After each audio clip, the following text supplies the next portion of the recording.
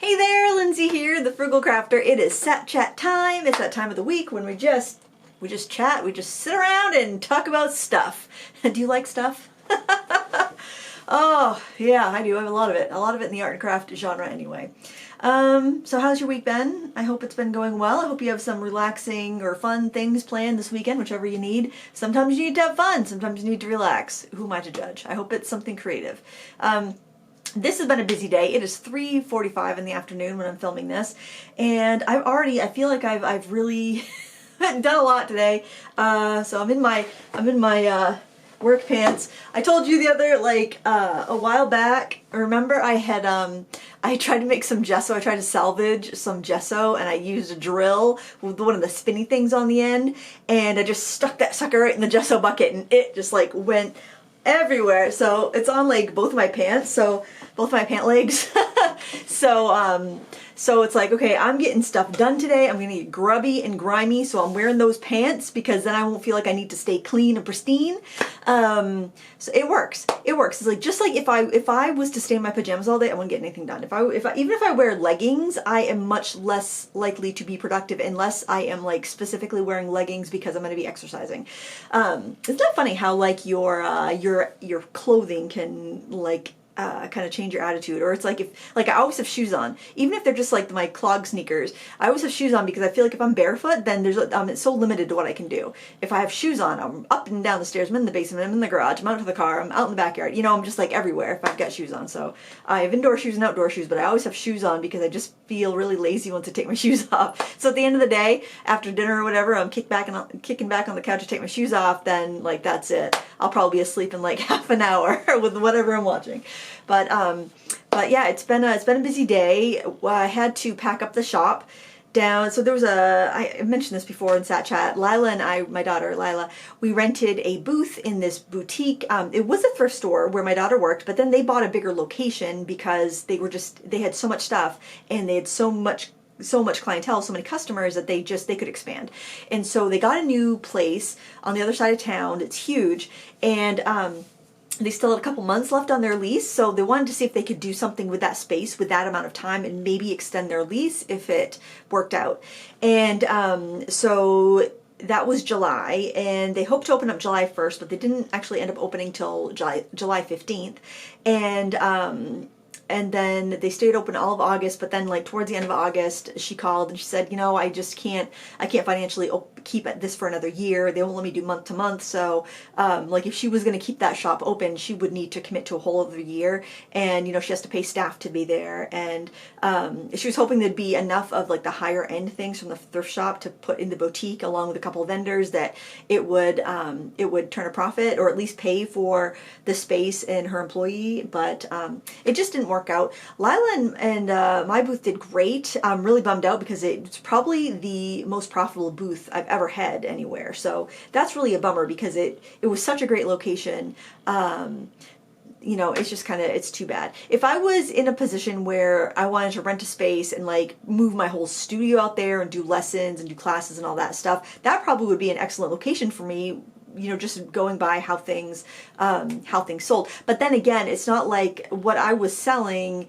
It's not it was it would have been a big profit thing because, I wasn't selling things at prices that would really bring in a lot of profit. A lot of it was well, I made this stuff in a video, I have it sitting around, I'm just going to sell it. So I didn't, I wouldn't make things specifically to sell at that price that I sold it at. And I had a lot of things that I'd reviewed that I sold for half of whatever Amazon charges for the art supplies I put out there, just because it's I've reviewed it, I know I'm not going to use it before it goes bad, I have other things I need to get to. So art supplies went like hotcakes. They went really well. So I'm so happy about that because that means people in the community got to get a really good deal on decent art supplies, and they're getting used and they're not just sitting in the room of hoard collecting dust or drying out. So so that was good.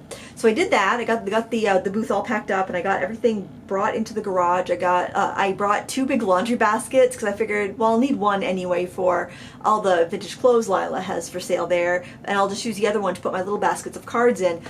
2 chock-a-block, with all the clothes folded, mind you, baskets for Lila's vintage clothing. I couldn't believe she had so much stuff there.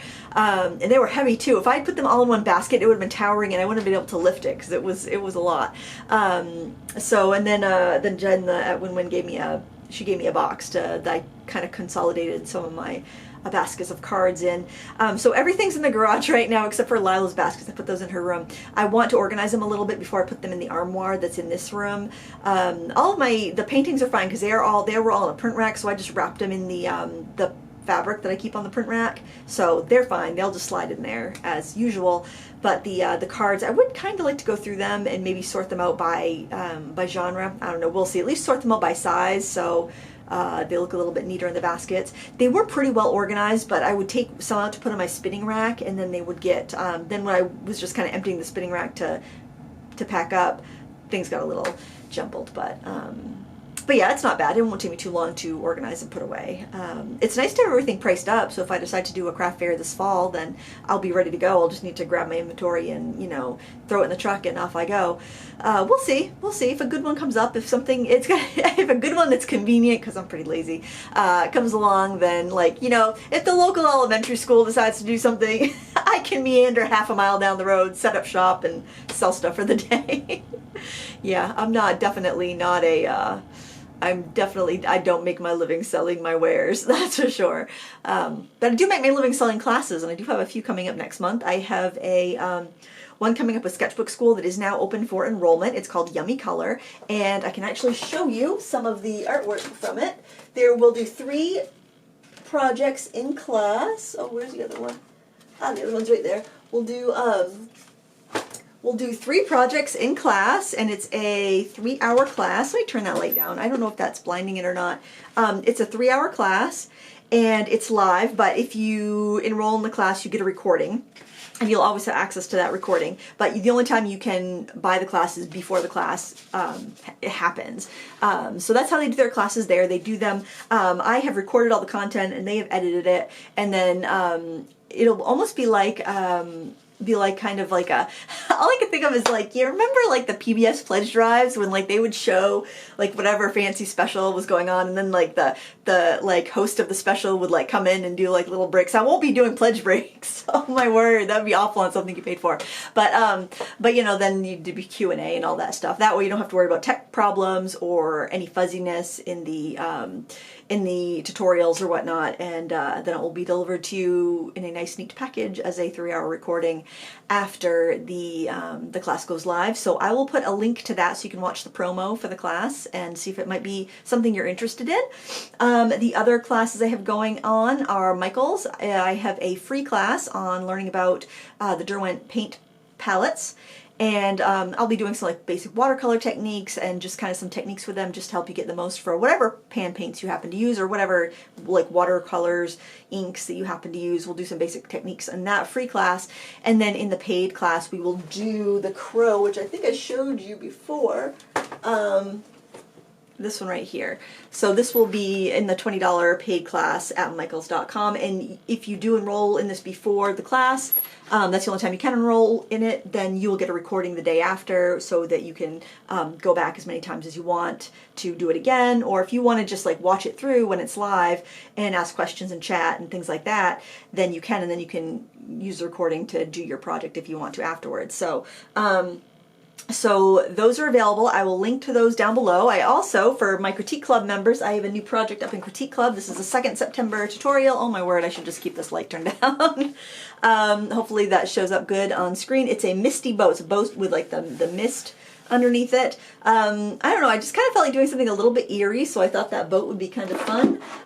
It's not super vibrant, so I don't know how much it like shows up on camera here, just holding it up in front of the camera, but some good techniques there, catching, using a spray bottle, and scrubbing and using mop brushes to create mist. So if you're in Critique Club, that's up right now, and you can check that out. And if you would like to be in Critique Club, then it's $5 a month. You have access to, I think it's 88 tutorials currently for everyone that's enrolled as a member. Plus I post 2 new tutorials every month, and I post a creative prompt every month. So you actually have like, I don't know, how many would that be?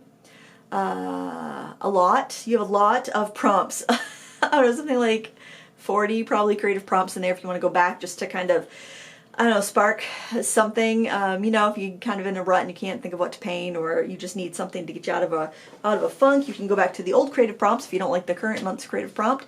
And yeah, it's $5 a month, and I think it's a lot of content. You can upload 2 original paintings per month for feedback from me, and of course you can do all the tutorials you want. And I hope you enjoy them. So yeah, that's what's new. There's a lot of class action, class info this week. And the last class thing is just that the sale on the 50% off sale on soft pastels for beginners ends at the end of the month. So if you were thinking about that, maybe you've been trying the free pastel month tutorials I posted. We've done 6. We'll have 8 in all. If you've been enjoying them and you think you might want to learn a little bit more about soft pastels, like maybe you want to upload your work for feedback and all of that stuff, then the soft pastels for beginners class is 50% off through the end of the month with coupon code PASTEL50 or by clicking the discount link in the video description. Put up 2 new pastel videos this week, and if you haven't caught them, I'll show you what they are so you can watch them. They're free here on the YouTube channel. We have this one. I went to this cute little farm stand this weekend, and I bought a bouquet of sunflowers and there was lavender in there. I'm like, why does this smells so good? And they're like, oh, that's lavender. Oh my gosh, I probably should have pulled that out and dried it, but maybe I still can, because the bouquet, it's looking a little rough around the edges, but I still have it. It smells so good. So this is with soft pastels, and I think I used the Soho soft pastels for these. So if you're wondering about those, I'll have a review coming up in a few weeks, but I really like them. I really like them a lot. That was a lot of fun to do. And then we did this in oil pastels, and any basic set of oil pastels will work for this. I was trying out a new set from Arctics. It's not available in America yet. I believe it's available in Canada, and it's available on AliExpress. And I will, I don't have the links in the description. Well, by the time this video goes up, I'll probably have the links for those in the description, but I mean, you can Google it, you can find them. They'll be in Amazon US sometime in October. So, I mean, they're basic. They're basic. I would say similar to Mungio, Mungio Gallery Soft Oil Pastel or Paul Rubens. Kind of just that kind of decent quality, not too expensive. I don't know what they're going to charge in at Amazon USA for them, but anyways, I thought they were pretty decent. What else? Oh my gosh, I gotta look at my list because I've been just kind of like, oh, okay, this was big, but everything seems to be good now. My dad, he fell Tuesday night. He was at work, and so my parents have a lumberyard and hardware store, and Dad is 24/7, 365 worker. And well, they started to close on Sundays a few months ago because it was so hard to staff the stores, hard enough to get enough workers and let people have a day off, because like it's really hard to hire people right now. So they decided to close on Sundays because that was their shortest day anyway. But prior to that, he only took Christmas and Thanksgiving off. And I mentioned it before, he has MS. He's in a wheelchair full time. Which is it's very frustrating for him because he is somebody who's always been, in the middle of everything, just a hard worker, just super work ethic, and so that's been really hard for him. He likes to be like kind of in charge and know what everything is going on, do everything, kind of manage everything. So that's been a struggle over the past I guess the past 25 years since he's come down with that. But anyway, I think what happened was he was in his chair and he was getting ready to go home, and he took a corner fast, and I think when he was driving, he hit the button that makes the wheelchair go up, and he fell. I wasn't there, so I don't know the whole story, but anyway, it was he hit his ear, his knee, he was bleeding pretty bad, and they took him to the hospital, and he did have to have some stitches, and he broke his collarbone. But his hip didn't re-break, thank goodness, because he fell and broke his hip earlier this summer. So they actually had a wheelchair specialist come in and get him a different cushion, different cushion for his seat, because something wasn't quite right, and making sure the seat belt is good and everything is set, and his controls, he can see better, so hopefully he doesn't hit the rise up and down button when he doesn't mean to, because he's very limited mobility, but he's back home. I saw him Wednesday, and he's like, I'm so bored, the days are so long here. He goes, I miss your mother when she leaves, and Mom has been with him pretty much the whole time. She has gone home to sleep, which is good, because my mother is also, very strong work ethic, always do, go, she's the first person to like jump in an emergency. emergency and take over. So, so luckily she did go home and get some sleep on those nights when he was in the hospital. But I saw him Wednesday, spent a couple hours there, and he's like, I want to go home. I'm so bored here. I want to go home. I want to go home. And he's, every time he's in the hospital, he's like, I don't want to die in a hospital. I want to go home, you know. It's like, Dad, you're not dying. You know, I know it's rough, but, you know, they just want to make sure that, you know, you're okay before they let you go. And so my sister texted me yesterday and says, he's home now.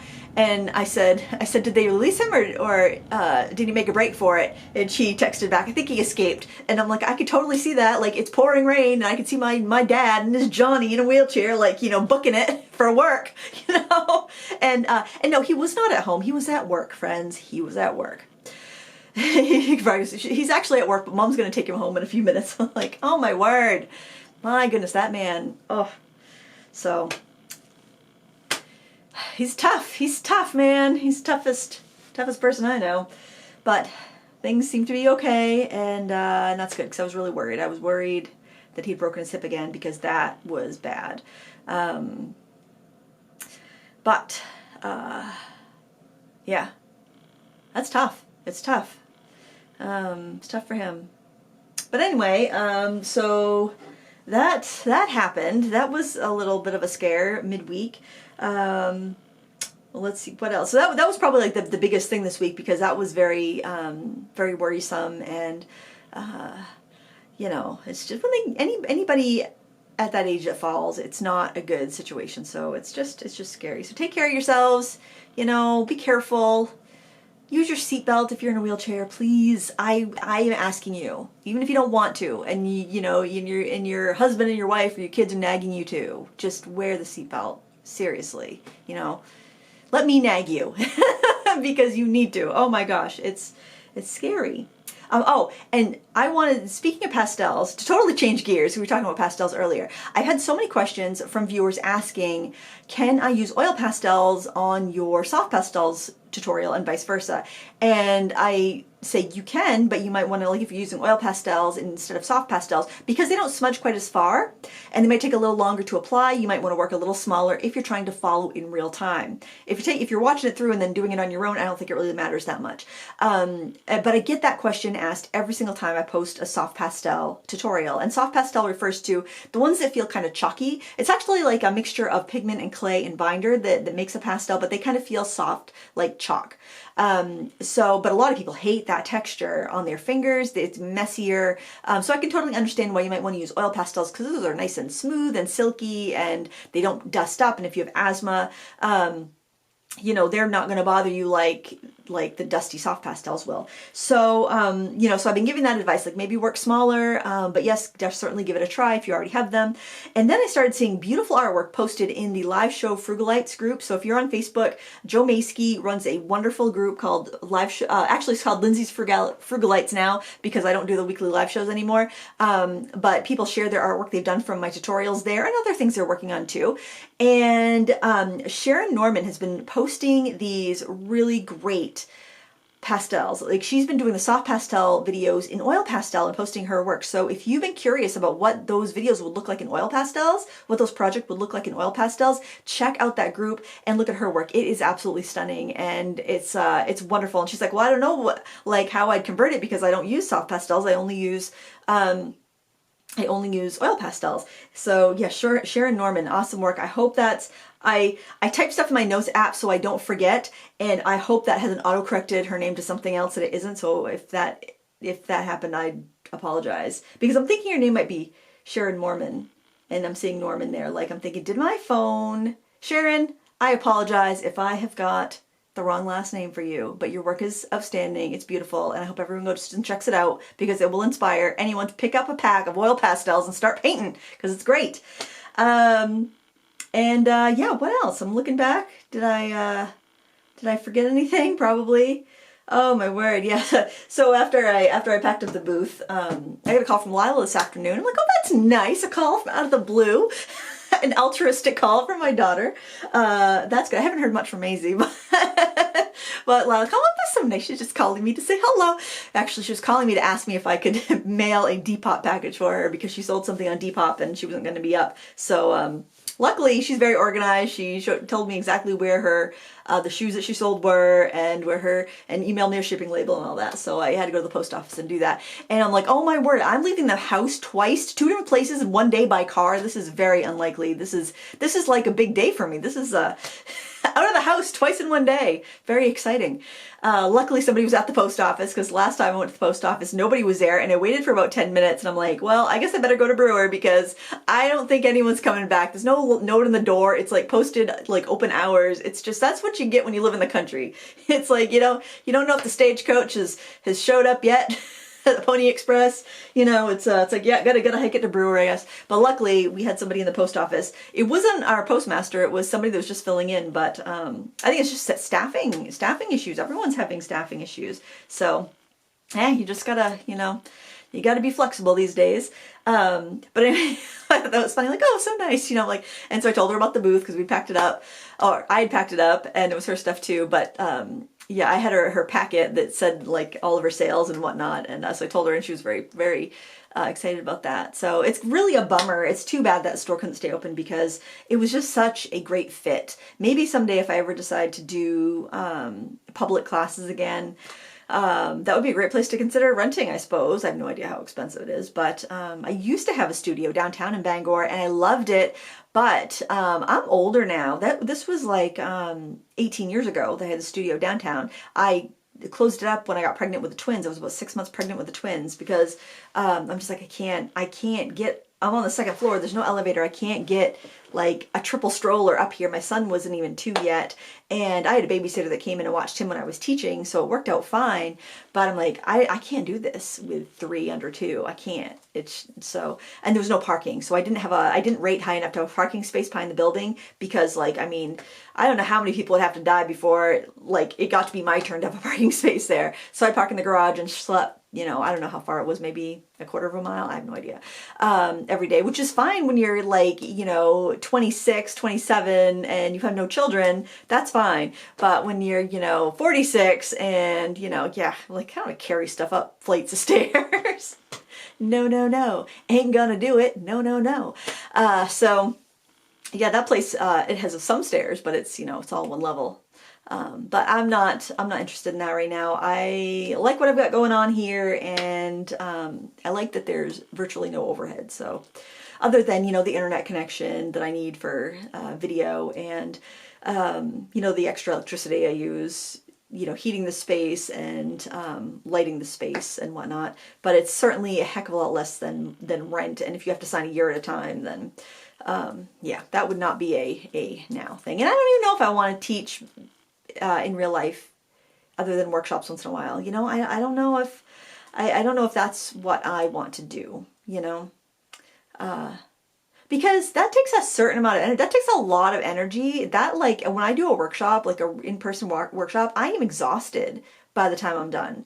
And, when I was doing that, when I was like, I would do birthday parties, I would do art camps, I would do all kinds of stuff like that when I was, in my 20s. And, you have all kinds of energy when you're in your 20s.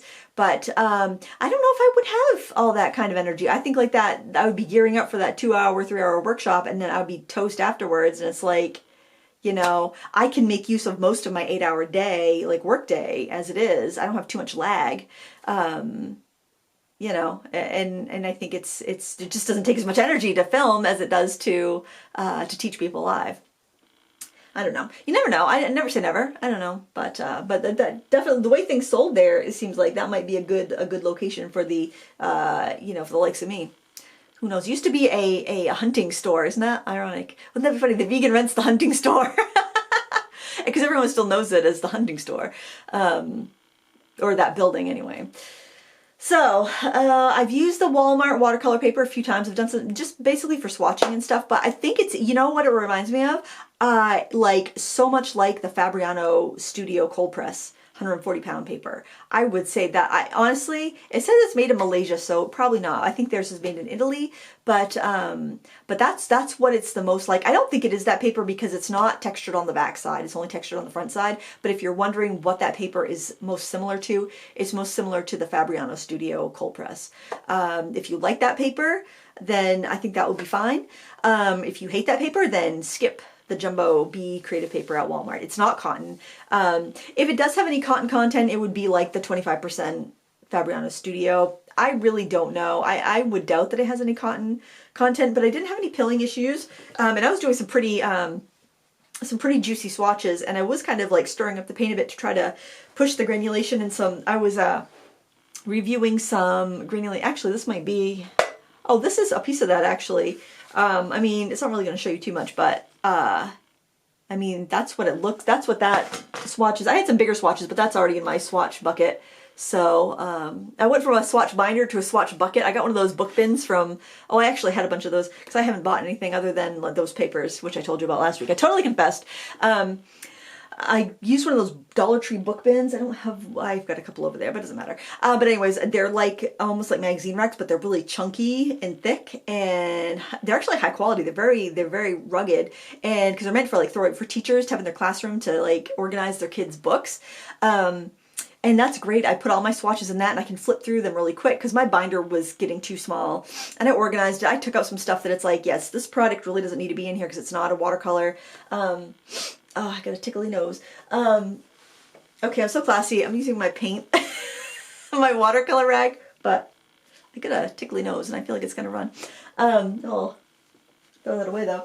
I don't want any boogers to go in my painting. That would be so gross. I don't want my DNA in my painting. I don't want anyone to buy it and then clone me. I mean, my gosh, one of me is enough. So yeah, that worked really well, and it is pretty full, but it holds a lot more. And I also put like my page protectors, because I would have page protectors in the binder with like the leaflets that come with paint sets. They have like the full color range and pigment information and stuff, and so all those leaflets slide right in there perfectly. I mean, all the page protectors with the leaflets slide in there perfectly. It just works great. I know some people want to have everything perfect and everything stamped out with like rubber stamps and everything just like, or printed out in a perfect little everything the same, but I change the way I swatch sometimes, and it doesn't bother me one iota. I guess I'm not that picky about that sort. I just need the information. I need to know what are the pigment numbers. I need to see the swatches. I'm trying to find out if I'm trying to figure out who's making paint for who, because you know the budget paints, you have so many. You can buy the same palette like in different tins under different brand names, you know, 20 times if you're not careful. Hopefully you would, you know, pick one and settle on it, but it's possible to do that. And even like with the professional paints, like, you know, Grumbacher's Finest also makes, like, I guess makes Blick watercolors. And, you know, some pro, I think Shinhan might make the Prima Marketing tube paints. So yeah, it's really great to be able to compare them. And even if they're not the same, to compare and be like, if you already have these paints, then these are very similar, or if you like this brand of paint, this is pretty much the same but cheaper. Not the same from the same factory, but like the qualities are so similar that I just like to have that information when I do reviews, because I try to get all the information out there so you can decide whether they're for you or not. Not be like, oh, this is good or this is bad, because it depends on who you are, whether something's good or bad. Anyway, I guess that's it for this week. I hope you're having a good weekend. I hopefully will have most of the weekend off, but I will see you in the chat because I love to check in with you guys on Saturday mornings. So we'll see you there. Leave a comment. I'd love to see what you're up to. And until next time, happy crafting. Bye.